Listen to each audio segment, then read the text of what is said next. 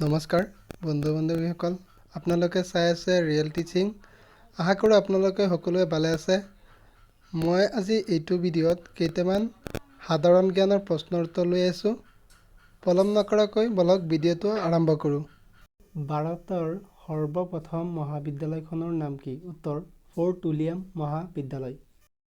ভাৰতবৰ্ষৰ সকলোতকৈ ধুনীয়া অট্টালিকাটোৰ নাম কি? উত্তৰ তাজমহল। ভাৰতৰ সংসদখন কোনে আৰু কেতিয়া উদ্বোধন কৰিছিল? উত্তৰ লৰ্ড ইৰবিনে 1927 চনৰ 18 জানুৱাৰী তাৰিখে।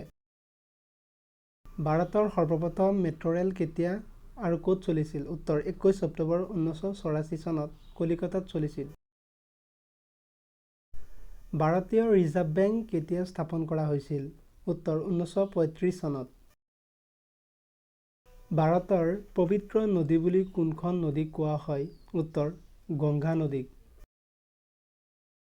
মহাত্মা গান্ধীক সৰ্বপ্ৰথমে কোনে মহাত্মা বুলি কৈছিল?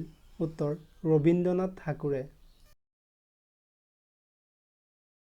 ভাৰতৰ ডাক সেৱা কেতিয়া আৰম্ভ হৈছিল? উত্তৰ 1837 চনত। আধা ৰাতি সূৰ্য ওলোৱা দেশখনৰ নাম কি? উত্তৰ নৰৱে।